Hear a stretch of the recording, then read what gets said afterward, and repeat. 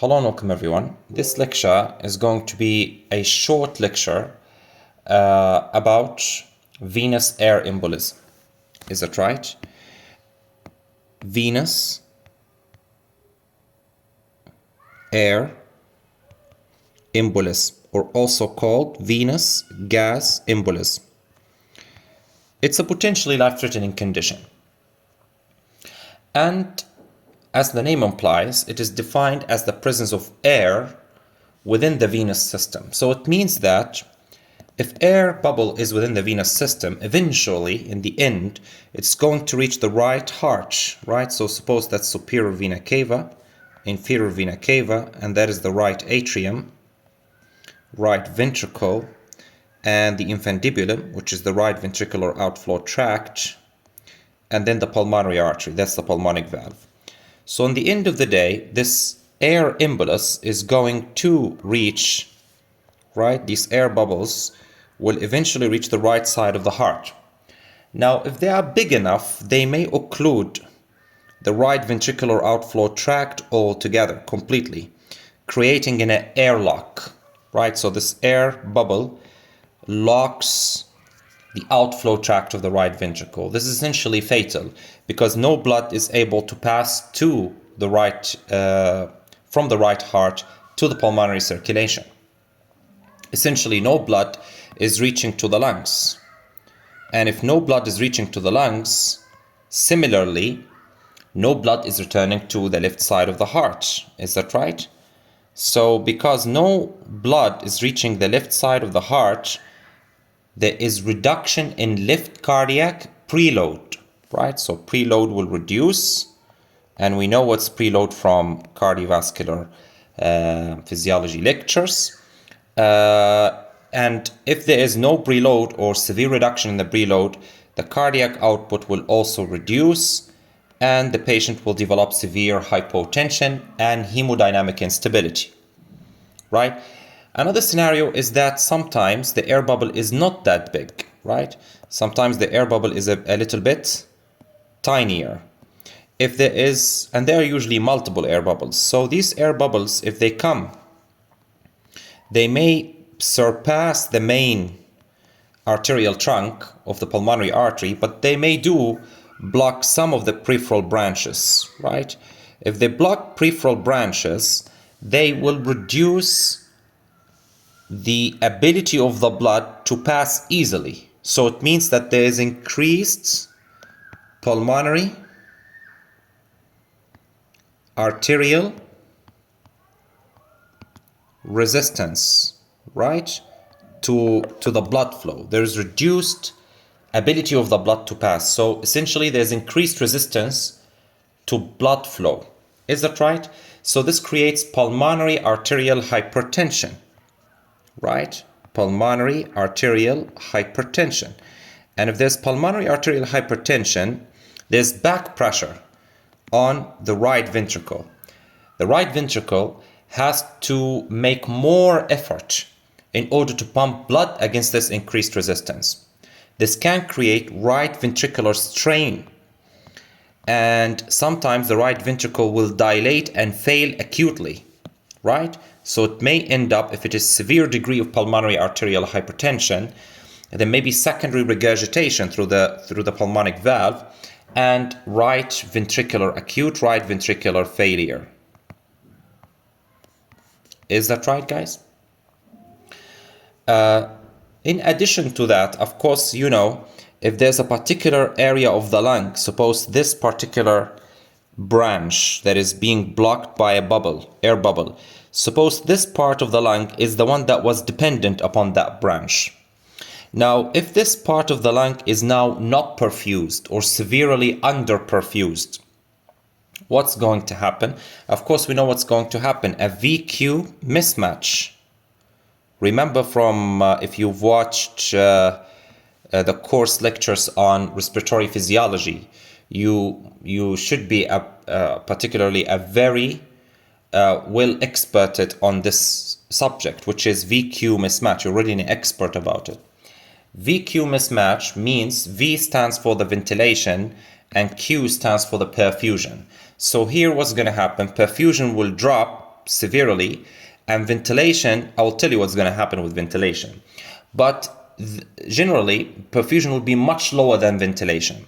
So the VQ ratio will go up, will increase. It's a similar principle in pulmonary embolism coming due to venous thromboembolic disease, right? Like in DVT, like a thrombus that becomes an embolus. Similar pathophysiology.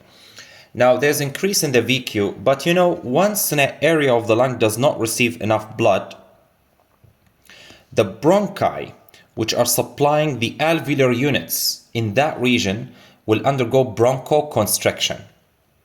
Is that right? So there is reduced airflow to this area. The lung is trying to maintain a reasonable VQ ratio for gas exchange, right?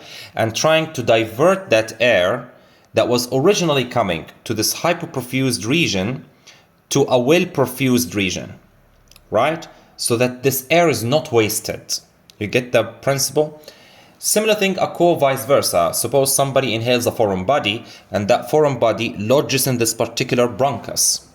If that does happen, the blood vessels which are going to this bronchus dependent area, this particular bronchus, this area which is dependent upon it, this blood which is going to this area, the blood vessels in this region, will undergo reactive or hypoxic pulmonic vasoconstriction. Right? That's why in people with severe airway disease, they can develop secondarily pulmonary arterial hypertension due to the phenomenon of hypoxic pulmonic vasoconstriction. And thus they can develop right heart strain and right heart failure, and this condition is called cor pulmonale. Is that right, guys? Now, having talked enough about the pathophysiology, what really causes this problem? Generally, guys, the most common scenario is central venous axis. Why is that? Suppose we will represent the chest with this triangle, right? That's our chests, right? Represented in this triangle. Of course, we know that the pressure in the thoracic cavity is negative. Is that right? Because, why it's negative? Because the lungs have tendency to collapse due to their elastic recoil, whereas the thoracic wall has tendency to spring out, right? So the lungs, here's a lung, here's another lung. The lungs have tendency to collapse, but the thoracic cage has tendency to spring out, and in between them is a potential space, which is the pleural cavity. This creates a negative pressure, a suction force, or a vacuum pressure. Is it right? Because the lung is pulling in, but the thoracic cage is pulling out, right? So suppose theoretically, if you open the chest and remove the lungs will collapse and the chest will expand. It will spring out. Is that right? This negative pressure is, you can say, of course, suppose that's the neck region, right? Suppose this is the neck region, and these are, suppose, the subclavian veins, right? And here's what is that? Internal jugular veins. They join the subclavian to form the brachiocephalic veins. And then brachiocephalic veins join to form superior vena cava. Is that right? Now, suppose that's the neck region, of course. Here, this is the neck region. Right? And down below is the abdomen. The abdomen has a positive pressure. It has a positive pressure. Now, suppose if you puncture the vein, this vein, the subclavian or internal jugular, but particularly subclavian, if you puncture it during the, you can say, such procedures, central venous axis for whatever reason, so you've punctured that, right? You've entered with a catheter, you've punctured it, right? This creates a potential point where air can enter because the negative intrathoracic pressure is acting like a suction force on these vessels, on the blood inside of these vessels. So essentially, you can say that the pressure within the vessel is negative compared to the atmospheric pressure, right? Now, if you puncture this point, air is potentially sucked in, right? It can be sucked inside, and that can arise due to many problems, such as failure during the insertion of the line. You failed to close the needle hub, right? So you've left the needle that is entering is opened. that is entering inside of the vein, it is opened, so it's not closed from outside, or that the catheter connections are detached, inadvertently detached. So suppose the catheter is applied, but there, of course, we know there are many connections. Suppose one of these connections gets detached, right? If it gets detached like that, of course, there's a potential point of entry for air into the venous system, because as I've told you, it's negative pressure. Another risk factor is Fowler position. You know Fowler position? Fowler's position. That is head up position, like the patient is sitting with head up. Suppose that's our patient, right? That's the foot of the patient, sitting comfortably here, right? Playing video games and receiving a central venous line. So this is a head up position. Why? Why does head up position or Fowler position increase the risk of air venous embolus? It's very simple. Imagine the reverse. If the patient's head is down, right? So that's the patient's head, right? Suppose the patient is head down. This head down position encourages blood in the veins to gravitate with the force of gravity. It fills these veins. So if these veins, right, if they are filled with blood, you will increase the pressure in the vein. So the pressure in the vein will go up, trying to match the pressure in the atmosphere. Now you get the idea. It means that the pressure gradient, listen carefully, pressure gradient between the vein and the air is reduced. So the chances that an air pocket is sucked in the vein is reduced.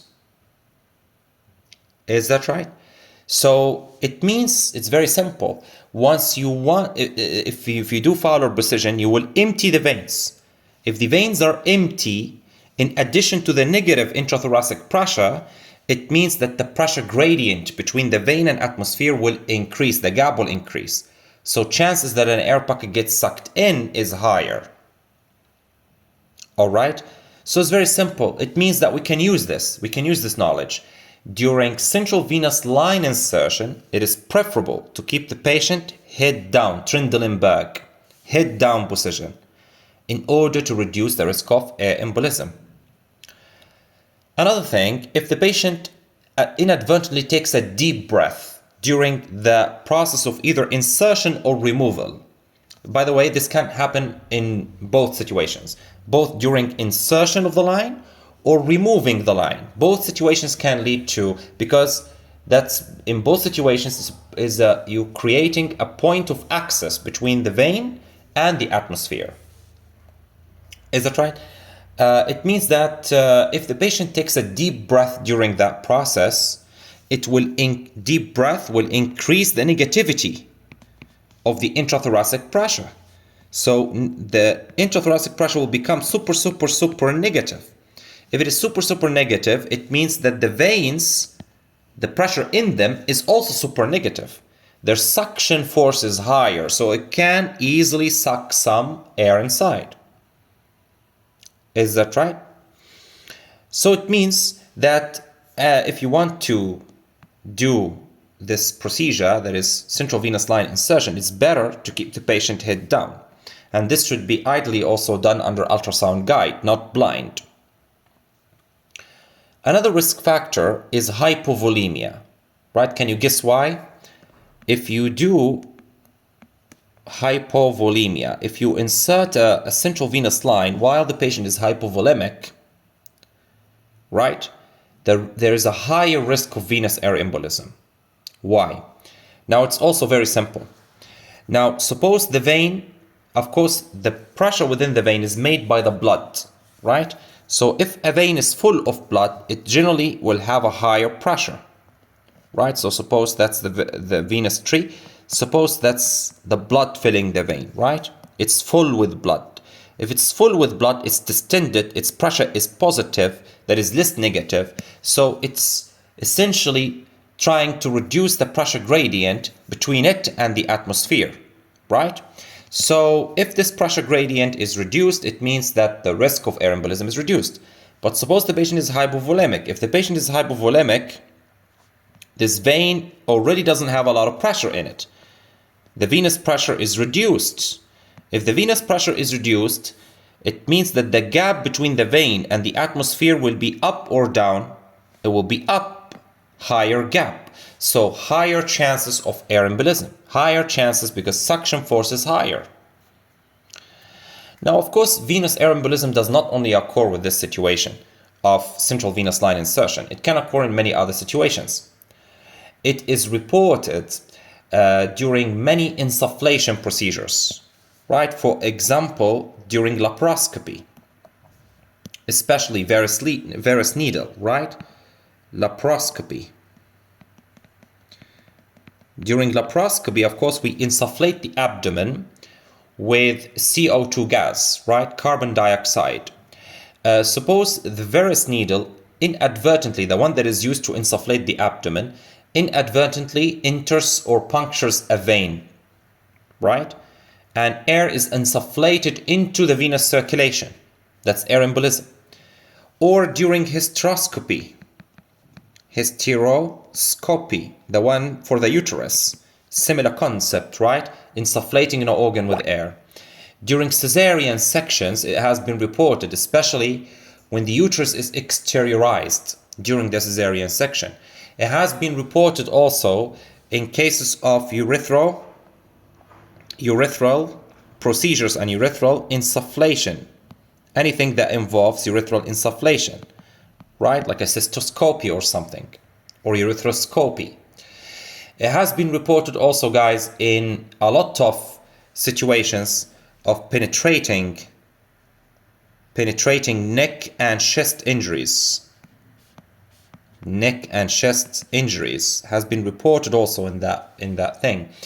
Also in arthroscopy, also in neurosurgery, in cardiovascular surgery, in CT injectors, when you want to do enhanced CT scan, contrast, it has been reported also in hemodialysis. Many other situations, even in ENT procedures has been reported.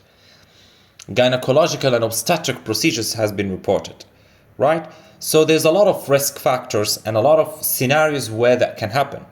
Another scenario, by the way, is positive pressure ventilation. Positive end expiratory pressure. If you use high beep, high positive end expiratory pressure, this can overdistend an alveolus so much that it bursts, right? If the alveolus bursts and it communicates with a vein or an artery, this can lead to venous air embolism or arterial air embolism. Is that right? So what is common among all of these things? Any point of communication between the atmosphere and the venous circulation can create this situation. Another situation, I think we've already talked about it in one of the lectures, which is Caisson's disease, right? Caisson's disease or decompression sickness, right?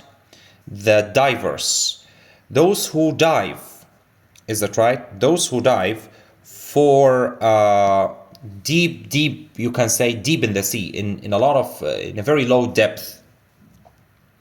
Of course, when you sink in, if you sink in, suppose that's the sea level, if you sink in more and more, the pressure will be higher, more and more.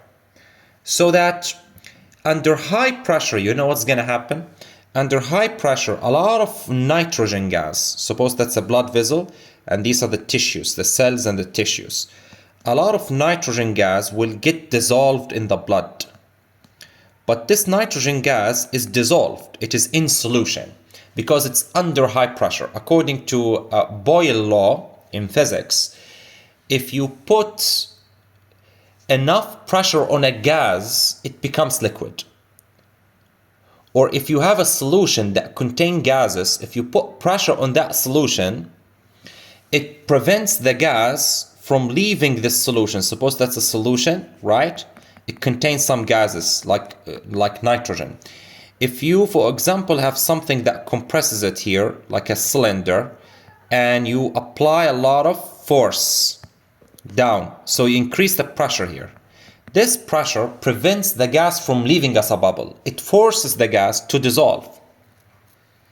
So it means under the high pressure of a deep dive, there's no problem because nitrogen is in solution. But if the diver decides to ascend very, very quickly without taking much breaths, right? What happens is that the pressure that is supposed to keep the nitrogen in solution is now gone, and nitrogen boils out. This process is called off-gassing or degassing, in which the nitrogen turns into bubbles. These minute bubbles fuse and create bigger and bigger and bigger bubbles, eventually creating a big embolus that is potentially big enough to occlude the pulmonary trunk and lead to the same thing. That's an example. It occurs both in arteries and veins, but more in the veins, because the veins is a low pressure system, right? The arteries is a high pressure system, so there's always some more pressure to keep the nitrogen in solution. But in the veins, because already the venous system has a low pressure system, the gas bubbles in Caisson's disease are predominantly in the venous side. Okay, but it can also form in the tissues, in the joints. That's why it causes joint pain. In the bones, it can cause AVN, avascular necrosis, a lot of problems. So that's one other example, right? One way, of course, to deal with this problem is what? One preventative way is that the diver should ascend slowly, not rapidly. And as the diver ascends, takes a lot of exhalations, because this exhalation will waste the excess nitrogen, will wash out this excess nitrogen. So as the diver ascend, should take a lot of breath outs, a lot of bubbles should leave, but now through the lungs, okay? We don't want them to leave in the blood. Okay, so that's the thing. Slow ascent, and if that happens, of course, you can do recompression. Right? If the patient already developed the disease, you can do recompression. That is, dive the patient back again in the high pressure and then slow ascent. Okay? That's the thing. Now, sometimes there's a situation which can happen in very massive air emboli. Right? Let me tell you this situation. Venous air emboli, which is an unfortunate situation. This situation can arise, guys, in massive air emboli. Is that right? Let me show you. In massive air emboli, sometimes there's a lot of air. So suppose we have, that's your left. So let's draw the right side of the heart first. Is that right? And we'll do the pulmonary trunk like this. Okay, it's a functional diagram. And that is the lung. Is that right? And of course, the blood vessels here will divide into capillaries, and then from there, you will go to the venous side, right? Which should be in red because it's oxygenated. Is that right?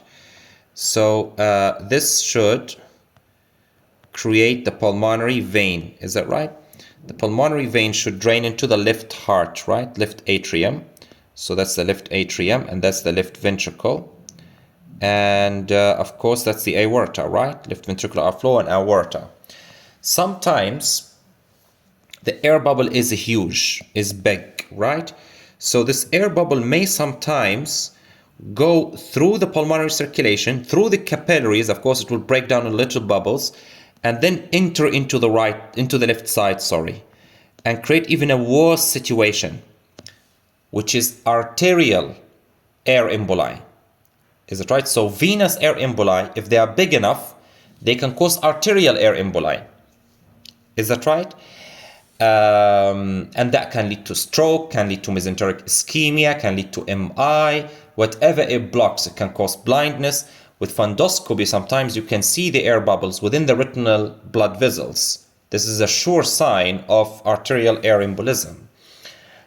This can also occur if there is a shunt, like for example, a ASD. right? Or for example, a patent foramen ovale or such thing, anything that is a right to left shunt, it can cause this problem too, right? A paradoxical air embolism. The same principle occurs in any embolic disease. Is that right? So clinically, what's the thing? You should suspect this problem when there is sudden deterioration, severe crushing chest pain, sudden deterioration after an invasive procedure. So it is the temporal relationship, the time relationship, that is the most important factor in the diagnosis. The diagnosis of this problem, guys, is essentially clinical. But if there is deterioration, patient deteriorates suddenly or rapidly, linked to something that is invasive, like commonly central venous line insertion or laparoscopic using varus needle, laparoscopic insufflation, or something similar to that. Is that right? Now, the thing is that patient will present with severe chest pain, severe hypoxia. We know why from the pathophysiology. Hypotension. We know why. Because of reduced left preload, and cardiac output will reduce. There may also be what's so-called water wheel murmur, or mill wheel or water wheel murmur. That is a splashing sound caused by the presence of, it's a continuous machine-like sound, caused by splashing of blood due to the presence of air bubbles within the cardiac chambers. When the cardiac chambers are full, normally there's no air in the arterial system or venous system, no air at all. But because there are air bubbles now, the blood creates a splashing sound. Is that right? In the cardiac chambers. And this is, likened to, you can say, the water, in the side of the river you have this thing, right? In which the river flows and it moves this wheel. So the water splashes here and moves it. It creates this characteristic sound. It is similar to that sound. It's called mill wheel murmur or water wheel murmur. Tachyarrhythmia or bradyarrhythmia can occur. The jugular venous pulse waveform or pressure will be high jugular venous pressure, because there's obstruction to the left ventricular outflow, whether severe or small degree of obstruction. Of course, that will increase the right ventricular pressure, it will increase the right atrial pressure, and eventually it will increase the jugular venous pressure. If you measure the patient's blood pressure, there may be hypotension, there may be on ECG signs of myocardial ischemia or right ventricular strain. If you auscultate the chest, there may be wheeze or rails. Of course, you know why wheeze or rails. I think we understand that from the pathophysiology. Is that right? That's the lung. Of course, we understand that from the pathophysiology, in which when there is a particular area which is now underperfused, the bronchus, which is supplying this area with air, will undergo reflex bronchoconstriction that can create wheezing or rails. The patient can also have cyanosis. This area of the lung can undergo infarction and it bleeds, and patient may present with hemoptysis. So there's a lot of features that can be there. Is that right? Clinically. But again, as I've told you, the most important point is the time relationship between the occurrence of these symptoms and the occurrence of the invasive procedure. This is the biggest clue in making the diagnosis. Even in exam scenarios, they usually, in the MRCS, they usually do that for you. They tell you, for example, a patient who is undergoing central venous line insertion, following removal of the line or following insertion of the line, the patient develops central chest pain, there's hypotension, hemodynamic deterioration. Of course, you will know that they are talking about air embolism. Now, what is the investigations? As I've told you, usually it's a clinical diagnosis, right? No particular investigations are there, but there is. The most sensitive investigation for the diagnosis of air embolism is something called transesophageal echocardiography. transesophageal echocardiography is the most sensitive investigation for the diagnosis of this problem, right? This is essentially a probe which is inserted in the esophagus, right? So suppose that's the heart from this perspective, and that is the esophagus, which is immediately posterior to the left atrium. There's nothing between it and the left atrium, at the level of the left atrium. Now, of course, this probe is inserted here, and it's like a camera. It will image the heart from a small distance, so it will give you clear view, more clear than transthoracic echo, which is performed through the chest wall or in subxiphoid window. Of course, there's a lot of tissues, muscles, bones, and things like that between you and the view, so it is not that good of a view. But if you put it immediately behind the heart, the views are excellent, and you can see the air bubbles with your own eyes. That is the most sensitive test, but that's not the usual test that is used clinically, because it's a demanding investigation and it's not present everywhere.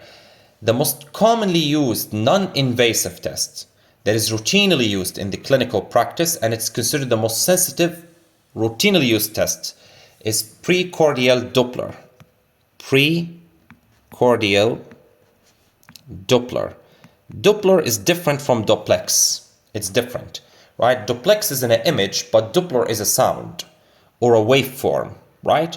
So air bubbles can create a particular sound on Doppler. The passage of air bubbles in the blood creates a weird sound on Doppler, or a weird waveform on Doppler, and that's a single precordial Doppler that is attached to the chest, and that can give you the usual one that is used. It can diagnose air embolism, venous air embolism, but less than transesophageal echo. Now, how to treat? The immediate treatment for this problem is changing the posture of the patient via what's so-called Durant maneuver, right? The standard maneuver is called Durant maneuver. Durant maneuver is depends on two things, right? The first step is placing the patient in the left lateral decubitus position, and that is the thing that they usually like to ask in the MRCS exams, right? Left lateral decubitus position first, and then a Trendelenburg position, which is head down position. Of course, we understand why they do that, because this position certainly, instead of the air bubble being forced to go to the right ventricular outflow tract, when you position the patient in the left lateral decubitus position with head down, it's very important, guys, right? Left lateral decubitus position, Trendelenburg position, these two.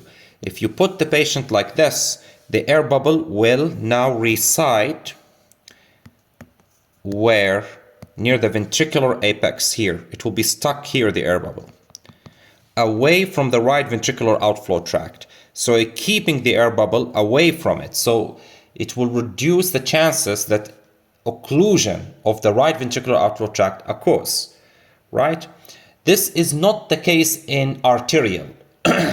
Remember, in arterial it's different. Arterial air emboli. In arterial air emboli, the patient is placed first supine, and in the right lateral decubitus position, not left, right lateral decubitus position. Is that right? Supine and right lateral decubitus position in arterial, but in venous, left lateral decubitus and head down. Is that right? Of course, similar principle. If you put the patient supine, but on the right lateral decubitus, it will keep the air bubble in the left ventricular apex, right? Left ventricular apex. Supine here, I mean not on the back. I mean not in head down or head up. I mean in neutral position, right? Level with the ground.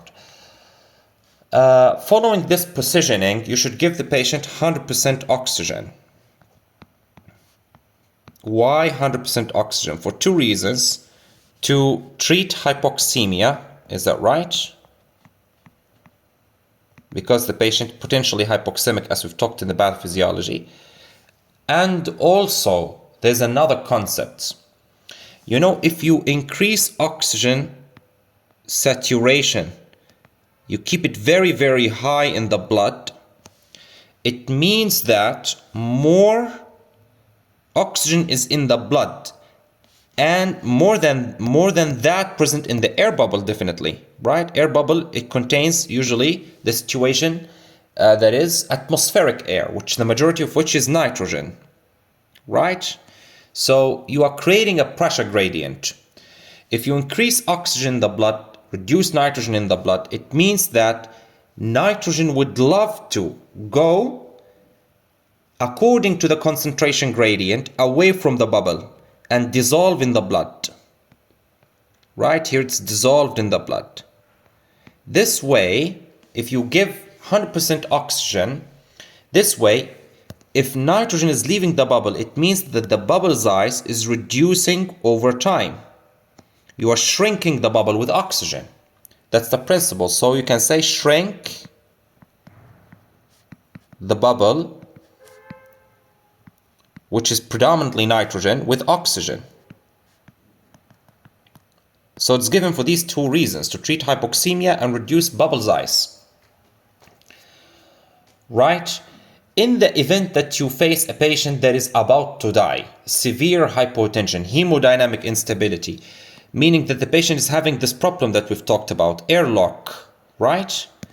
The air bubble is present here and it is blocking completely the outflow tract of the right ventricle. Here you should do vigorous cardiac massage. Cardiac massage here intends to try to jiggle away this air bubble, try to move it away from the right ventricular outflow tract into peripheral blood vessels, right? If you succeed, at least you will restore blood flow, some of the blood flow, right? And convert an eminently life-threatening situation into something that could be managed, right? Pushing this air bubble, this air out into the smaller vessels and improving blood flow. Now, some situations happen when you can, at the time that you've inserted the catheter, suppose now the catheter is in, but some air bubble have been introduced. Following Durant maneuver, sometimes you can advance the catheter into the air bubble and suck the air bubble. It requires a lot of, there is expertise for that to happen, right through the catheter tip. If there's signs of right ventricular failure due to strain, you can use inotropic agents such as dobutamine or ephedrine or such agents like that in order to improve the cardiac output. Another situation that may be used in venous gas embolism, but not routinely, which is hyperbaric oxygen therapy. Hyperbaric oxygen therapy. What's the idea behind this treatment? Hyperbaric